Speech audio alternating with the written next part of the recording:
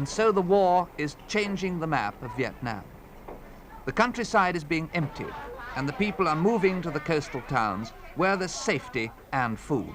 In this dismal boneyard, she radiates hope and affection. I can't find it easily. It's better to leave it, and then at a later date, if it gives her trouble, then go and pick it out. I don't know how suspect he is, because if they come in as Viet Cong suspects, they're usually handcuffed to the beds. These twins were orphaned when they were only a week old. By Vietnam standards, he can count himself lucky.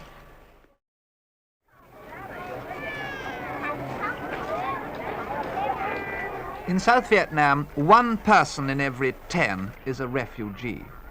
1.75 million out of a total population of 16 million are homeless. This girl is one of them. She lives in a refugee shanty town in Qui Nhon, capital of Binh Dinh Province in central Vietnam. It's there that some of the heaviest fighting of the war has taken place. The result has been the biggest movement of population in the country. In Binh Dinh Province, 100,000 people have had to leave their villages and set up house in hovels built of whiskey boxes and cardboard packing cases.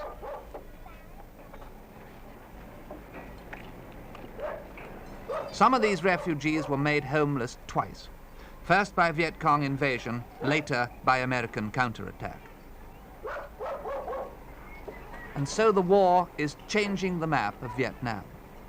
The countryside is being emptied, and the people are moving to the coastal towns where there's safety and food.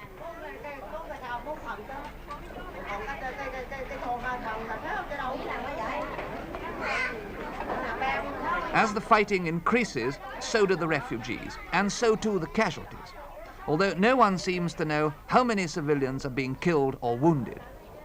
In the provincial hospital in Qui Nhon, they're much too busy to keep accurate records.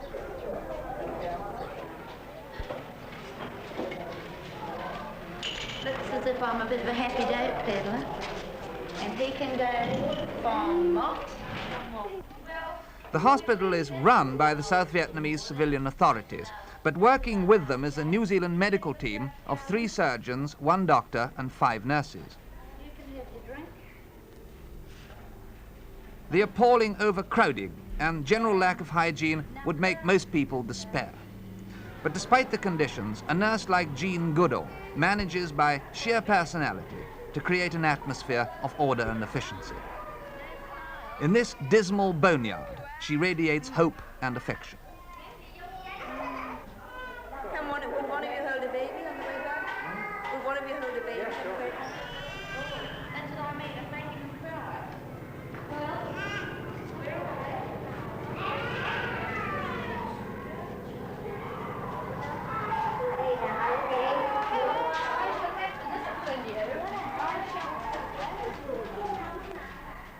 Dr. Peter Smith, who emigrated from Britain 20 years ago, is the leader of the New Zealand team and one of the 2 senior surgeons. For him, every day is a 12-hour day, stretching to 16 or 18 hours if there's a rush of casualties from a big battle in the province. Here he's about to operate on a girl with a bullet in her back. I can't find it easily. It's better to leave it, and then at a later date, if it gives her trouble, then go and pick it out. You can do more damage to the muscle by unnecessarily cutting and poking than the bullet itself has done in its journey.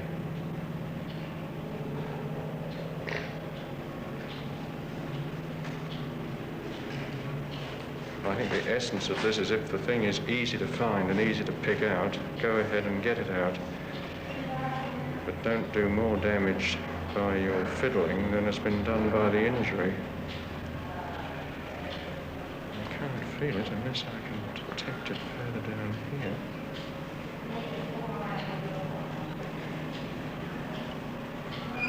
It shouldn't be, but lying by the 6th rib, which is here.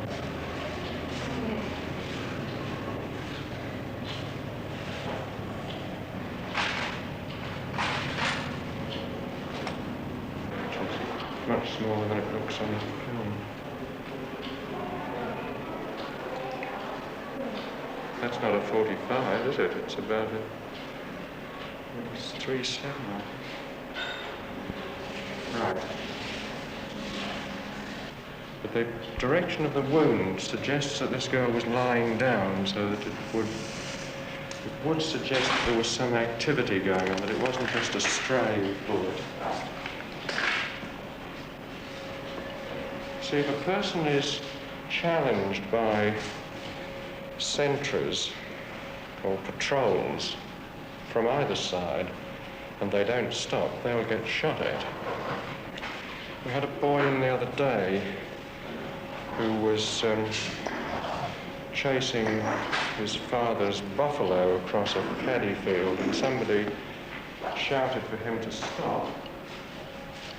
He didn't hear them, and so he was just shot at. Only a child, but I suppose they've got to the stage here where a child can be as potentially a weapon carrier as an adult. Under normal conditions, a surgeon would never help to carry his patients in and out of the operating theatre. But in Vietnam, Dr. Smith does it without thinking. His mind is already on his next patient, listed as a possible Viet Cong. He's described as a Viet Cong suspect. I don't know how suspect he is, because if they come in as Viet Cong suspects, they're usually handcuffed to the beds. Not that it makes much difference, he couldn't get out anyway. But the war wounds outnumber the other wounds very considerably.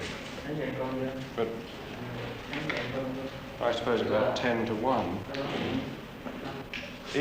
Equal numbers of napalm, phosphorus and petrol. Through the year it might have been a different figure. The common injury is the multiple injury caused by explosions rather than the bullet wound. They're about 2/3, I would say, explosive type of wound to 1/3 bullet.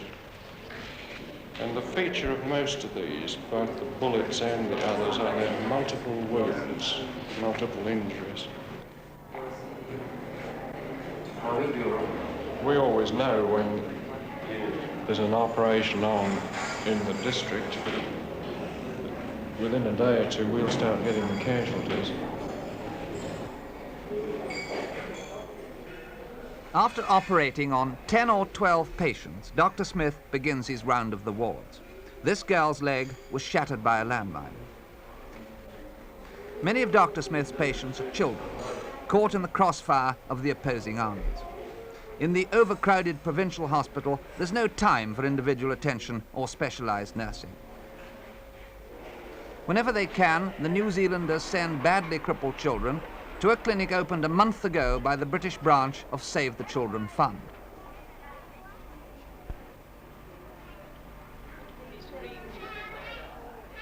Despite the concern often expressed in this country about the fighting in Vietnam, the Save the Children team of 1 administrator and 2 nurses is the only voluntary group from Britain at present doing relief work in South Vietnam.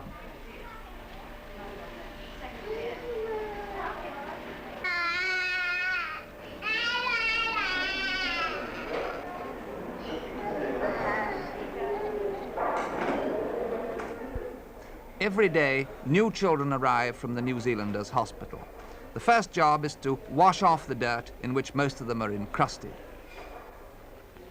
Jean Wrench, who was a nurse in Cyprus and Malaya and looks after the older children, says that the clinic faces a major problem. Although it's only a few weeks old, it's already nearly full. If it keeps on expanding at this rate, it will either have to lower its standards or else turn children away. There must be thousands of children in Binh Dinh Province who need urgent nursing attention. But with its present staff, this clinic simply cannot cope with more than 50 or 60. Like most of the children, this boy knew was shot by the Viet Cong. Others are undoubtedly victims of South Vietnamese and American action. Nearly all of them suffer from malnutrition, a common, if less obvious, side effect of the war.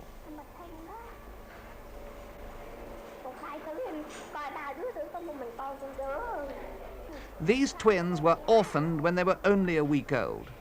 They came to the Save the Children Fund clinic and the care of Pat Reevy from a Buddhist orphanage in Qui Nhon. They couldn't have landed in better hands. Miss Reevy, whose home is in South Shields, was trained at the Hospital for Sick Children in Great Ormond Street in London, the mecca of child medicine. Like Jean Wrench, she volunteered to do welfare work in Vietnam. When Lewin was first taken to hospital, she was thought to be paralyzed. Then a New Zealand doctor detected some movement in her legs and sent her to the clinic.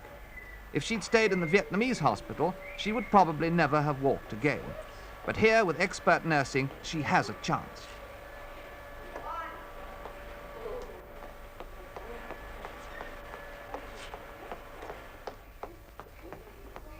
Mai was shot in the leg. It took so long to get her to hospital that gangrene set in. She goes to Saigon soon to be fitted with an artificial limb.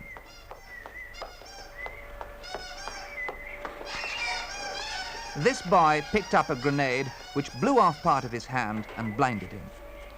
Apparently it was an American grenade. But who left it lying around, the Americans or the Viet Cong? No one here knows. What's more important is that the Americans are going to fly him to the United States to try and save his sight. By Vietnam standards, he can count himself lucky.